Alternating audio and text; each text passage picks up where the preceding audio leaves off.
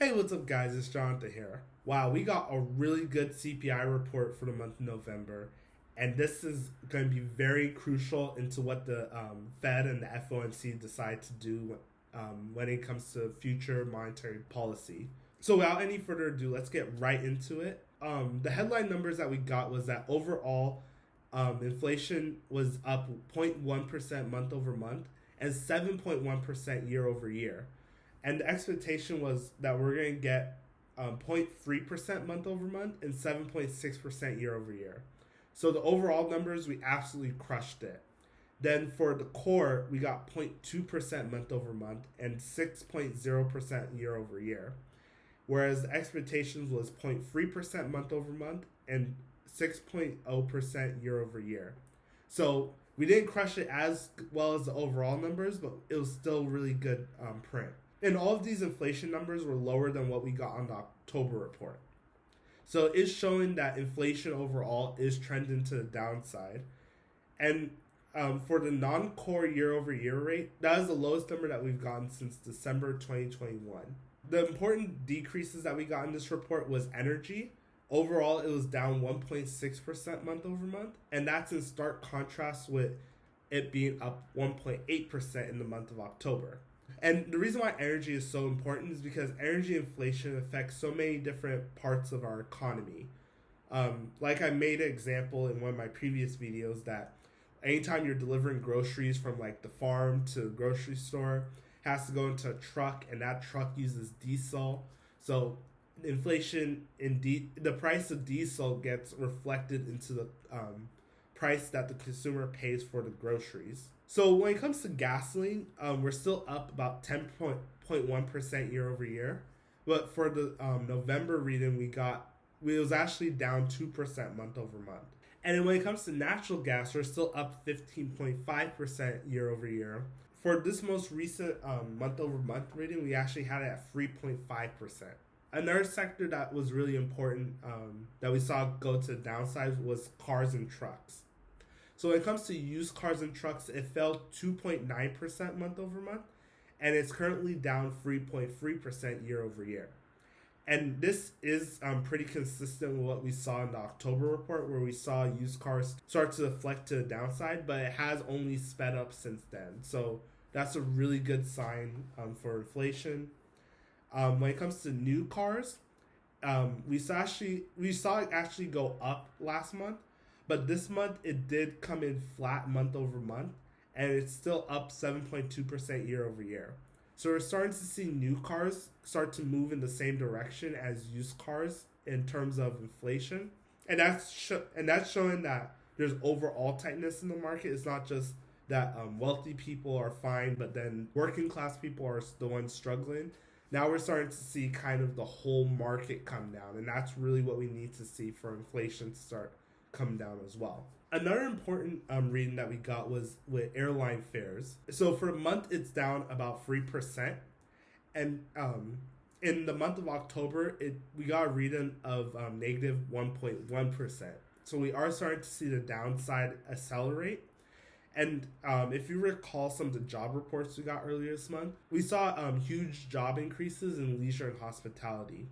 So this may be a sign that that final shoe of inflation is finally about to drop. So some of the important increases that we saw in this report, and I think that some of these are actually more important than some of the decreases we saw. The first sector was food. Both food at home and away from home is up 0.5% month over month. And when it comes to food away from home, the rate of inflation is starting to slow. In the month of October, we saw the rate of inflation at 0.9% month over month. Now, in November, we're seeing it at 0.5%. So again, this is another sign that leisure hospitality inflation, that shoe might be the last shoe to drop when it comes to inflation, might just soon drop. When it comes to recreation, we saw sort of the same trend where in October, we were up 7.7%, and in November we're up only 0.5%. So again, a rotation to the downside. One of the more important sectors that we saw come down as well is shelter. And shelter was the largest contributor of the CPI reading in November. And it was actually so large that it offset the declines that we got in energy. So for the month, it's up 0.6%.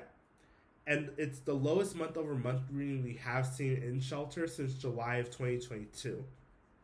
And this further confirms the deflection that we are starting to see to the downside that actually started last month, in October's report. So rents are up 0.6% month over month, but even though they are still rising, the rate that they are rising is starting to slow. So in September, it was up 0.8%. In October, it was up 0.7%. And now in November, it's up 0.6%. So when it comes to lodging away from home, so think like hotels, Airbnbs, it's currently down 0.7% month over month. And that's in stark contrast to what we saw in October, where it was actually up 4.9%. So this is, again, even more evidence that we may start to see travel demand start to slow. So in summary, the most important sectors in this report were, in my opinion, were shelter, energy, and travel-related costs.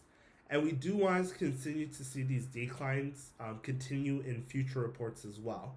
Now, what we have to realize is that shelter inflation could ramp up the speed of the decline. And that's because of how soft the economy is right now.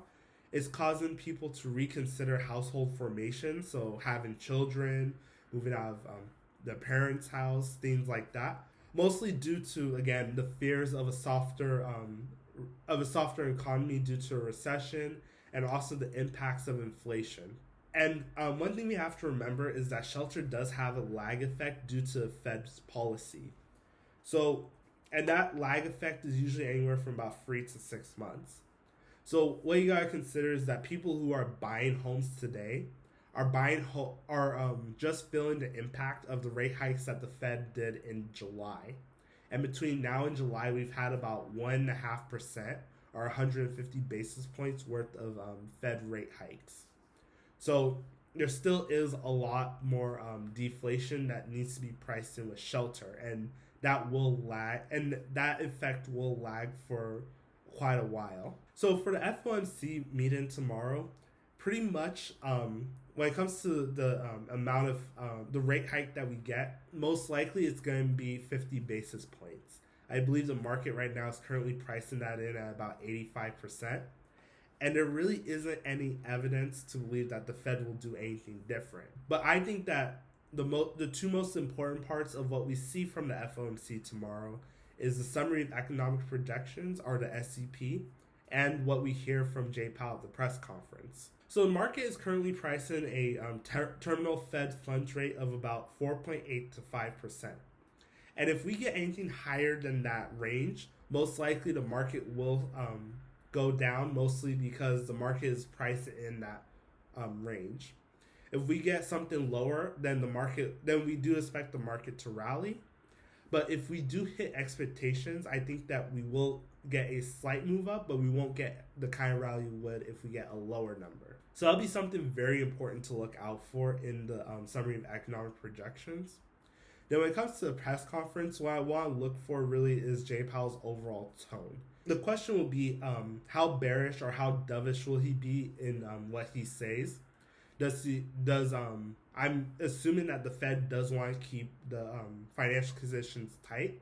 So I don't expect them to be super dovish. That wasn't necessarily the case in the last FOMC meeting, so it'll be very interesting to see what they come out with in this FOMC press conference.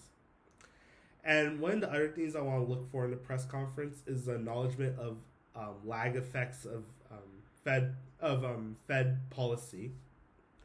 So when you think about the three major things that made up the three most important parts of CPI, in my opinion, shelter, energy, and travel-related costs, well, the Fed doesn't really have control over the price of energy. So I don't necessarily think that they're going to worry too much about that.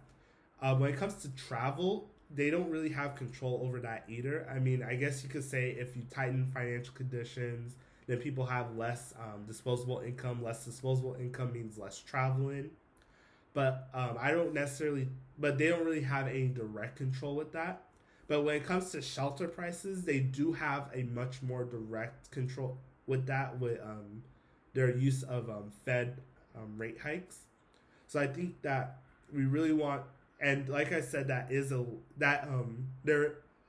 their policy does lag in what we see in inflation numbers and in reports. I do want to see J Powell talk about how they are acknowledging that, and that they do realize that that will be a lagging effect of what they've done over the past year. So that's pretty much all I got for you guys. Thank you so much for watching.